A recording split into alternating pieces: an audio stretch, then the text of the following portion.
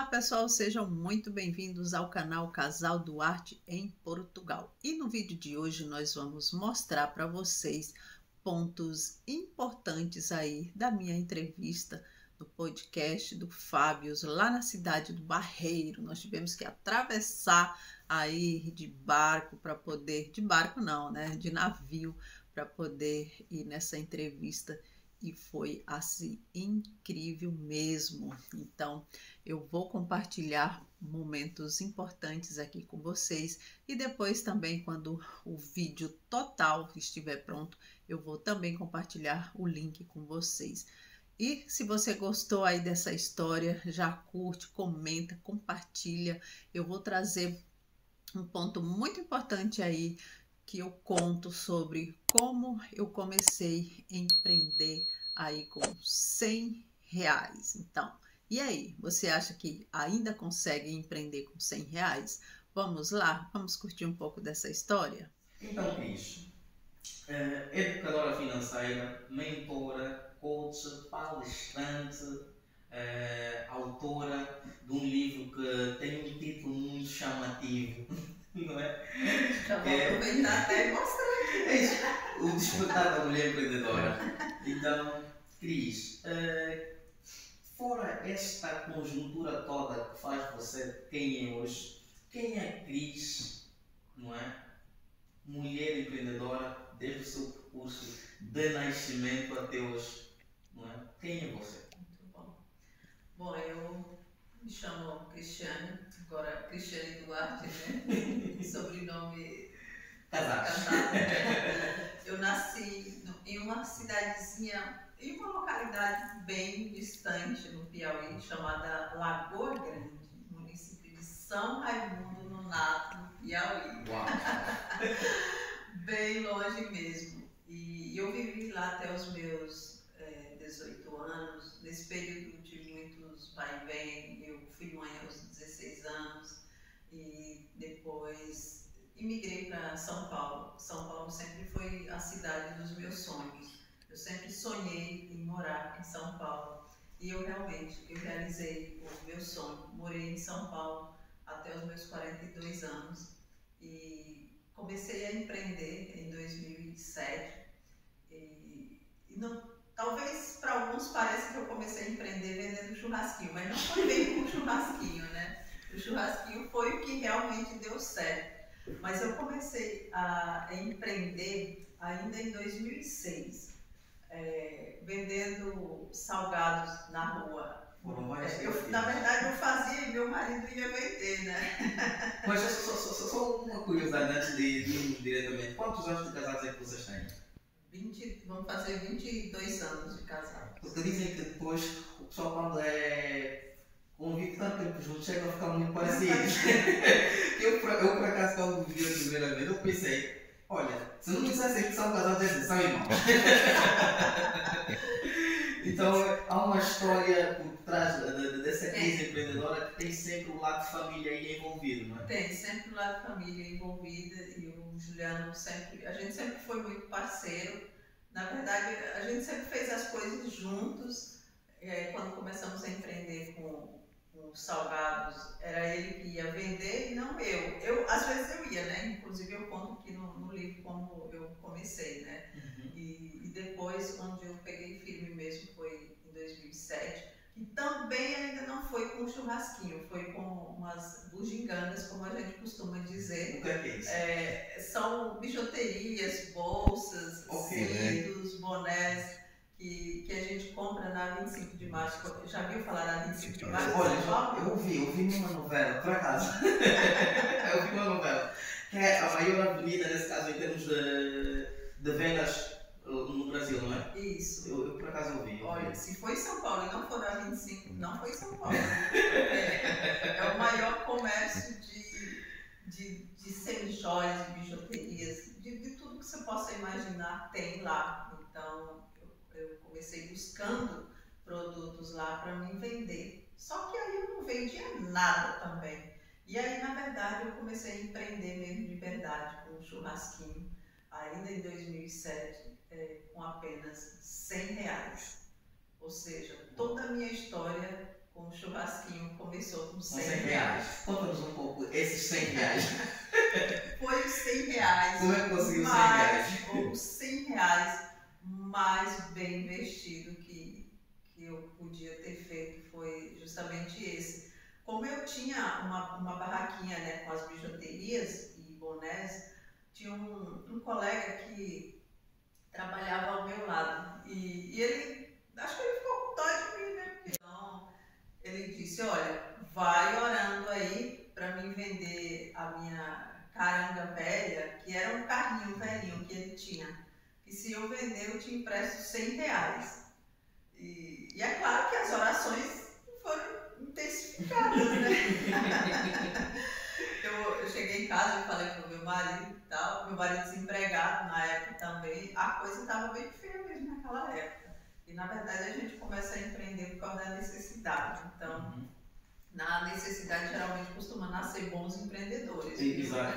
Olha, eu costumo dizer, é na necessidade onde muitas vezes a gente sabe quem é quem. Porque a necessidade muitas vezes chega a nos moldar para alguém que a gente muitas vezes nem imaginava que tinha dentro de nós. E com você não foi diferente, não é? Não foi.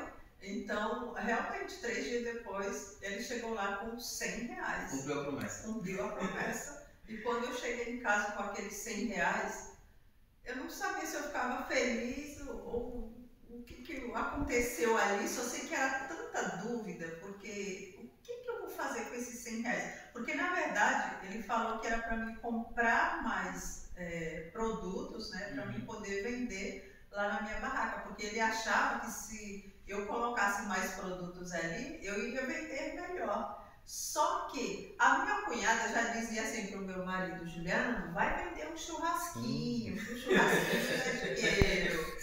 E, então, eu fiquei nessa dúvida, né? E aí, eu compro a mercadoria para mim continuar vendendo nessa barraca ou eu invisto nos produtos para começar um churrasquinho na outra cidade e a gente iria ter que fazer toda uma mudança. E aí eu sei que a última decisão foi justamente essa, foi vender o churrasquinho, começar lá. Na verdade, a ideia era para ele vender, para o meu marido vender o churrasco. Então foi uma ideia vendida para si, não é? Sim, porque pra mim, trabalhar na rua, nossa! Eu lembro que quando meu sogro falou uma vez de eu vender um cachorro quente, né, eu fazer alguma coisa, eu disse, mas nunca que eu vou fazer isso. Então a ideia do churrasco foi justamente essa, eu fui acompanhar o meu marido para ele vender. Só que eu me surpreendi, porque quando eu comecei a perceber que o que era diferencial ali no churrasco era eu. Porque naquela época não se viam mulheres, pelo menos naquela cidade, eu não me lembro de ter visto nenhuma mulher vendendo churrasquinho na rua. Então, eu ali naquela redondeza, eu era a primeira. Então, eu vi que eu chamava atenção naquele negócio, porque as pessoas diziam, nossa, eu vou comprar porque é mulher. E geralmente, mulher é mais cuidadosa com essas coisas, era tudo arrumadinho, tudo limpinho. Então, tudo isso chamava a atenção das pessoas, inclusive os homens mesmo falavam na frente do meu marido, olha, eu vou comprar porque é mulher. Então, nisso, a gente começou a vender mais, começou a resolver os problemas, começou a pagar as contas, né? E então eu fui pegando gosto pelas vendas cada vez mais e isso começou a dar forças para enfrentar os desafios, porque vieram muito. Então, como eu posso dizer, essa exclusividade de ser a única mulher naquele meio de vários homens, foi uma vantagem para si naquele momento, não é? Foi, naquele momento foi. E quando eu via as pessoas conhecidas passar na rua, eu corria e escondia. Eu não queria que as pessoas me vissem eu vendendo churrasquinho na rua. Eu tinha muita vergonha. Nossa, foi terrível. Olha, infelizmente há uma coisa eu sinto que muitas pessoas, ou seja, muitos empreendedores enfrentam um princípio. Tem a vergonha, porquê? Porque nós temos muitas vezes aquele ego nosso humano de não posso estar ali, porque nós achamos que certos negócios são inferiores à nossa capacidade. Só que o nosso super ego chega a ser o que mais nos dá um dinheiro. Exato. Eu lembro-me que quando eu tinha por aí 10 anos ou menos, eu ia vender aquelas bolas, nem as bolas de Berlim. Na praça, nós tínhamos um. No Brasil chama sonho. É sonho. Eu ia vender aquilo e eu tinha uma maneira muitas vezes, porque a minha mãe fazia e os filhos iam vender. Eu era dos poucos, dos filhos que normalmente acabava quase tudo, porque eu também tinha uma técnica para vender e não era muito comum ver uma criança vender e, por exemplo, a dominar a tabuada. Eu persuadia assim as pessoas, ensinava a trabalhar e vendia rápido. E chegou a uma certa altura que eu também tinha essa ideia. Não, já não vou vender mais. Porquê? Porque já tinha aquele ego, já estou a crescer, tem as meninas já me olhar, então já não posso estar ali. e eu realmente percebo claramente essa vergonha de se esconder muitas vezes. Porque eu lembro quando via já alguém que eu gostava, eu estava se escondendo. É porque na verdade a gente se preocupa muito com o que os outros vão pensar da gente, né? E esse é um dos maiores problemas que faz com que eu, você, qualquer um deixe de realizar os seus projetos do momento ou muitas vezes até os seus sonhos, porque muitas vezes os nossos sonhos dependem de eu meter a cara aqui no celular e gravar um vídeo e falar. E às vezes tem pessoas que sonham em fazer isso, mas tem medo, porque na hora já põe o pensamento, né, no que as pessoas vão falar, né, o que os parentes vão dizer. Então, quando a gente começa a empreender, não é diferente. Dependendo do que você vai fazer, você já começa a pensar no que os outros vão dizer. Exato. Ou seja, naquela época, para mim, ser uma pessoa importante era aquela pessoa que trabalhava numa multinacional, numa grande empresa, e a pessoa que trabalhava num churrasquinho de rua, nossa, para mim ali era uma coitada, digamos assim. E na verdade, muitas vezes as pessoas nos viam dessa forma, como uma coitada mesmo. Então, de uma certa forma, dava uma certa vergonha assim no começo. Mas o tempo foi passando e as coisas foram acontecendo e eu fui me empoderando, digamos assim, naquele negócio cada vez mais. E eu comecei a idealizar os meus projetos, eu tinha os meus filhos, eu precisava ajudar o meu marido também. E isso me dava muita força, porque em tudo que a gente vai fazer, a gente precisa de uma motivação.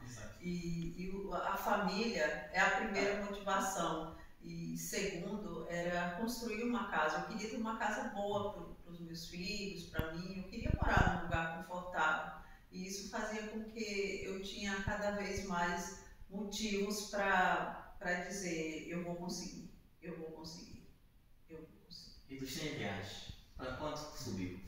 Olha, se eu estivesse juntando esse dinheiro até o dia que eu sair desse churrasco, eu não tenho dúvida que eu teria feito dos 100 reais R$1 milhão.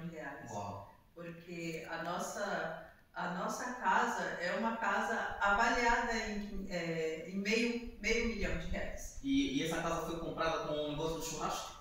Ela foi construída do zero, com dinheiro do churrasco. Meu marido trabalhava para um lado e eu trabalhava do outro. O salário dele, ele pagava terreno, pagava todos os custos da casa, mas ali do churrasco era o dinheiro que pagava o pedreiro, né? Na época a gente pagava R$800 a cada quinzena e então para aquela época esse dinheiro era muita coisa.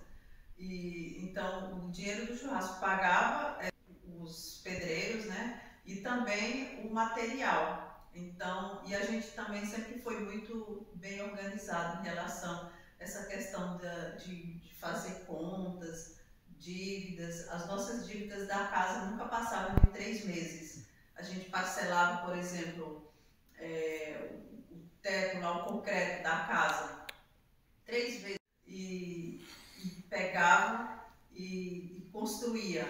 Acabou o dinheiro, na verdade a gente nunca deixou acabar. Quando tinha apenas R$1.000 na conta, exatamente, ali a gente já parava e vamos começar novamente, trabalhar para juntar. Aí ele juntava para um lado, eu para o outro. E a gente teve fase muito difícil que a gente só se encontrava no ponto do churrasco. Era o casal do ponto de churrasco. Exatamente, porque ele trabalhava à noite e eu de dia. Só que teve uma época na construção da casa que ele passou a trabalhar em 2 trabalhos, para poder ajudar aí também no serviço da casa. Porque só o salário dele na época só dava mesmo para pagar o básico. Então precisou acelerar e com isso precisou trabalhar dobrado também.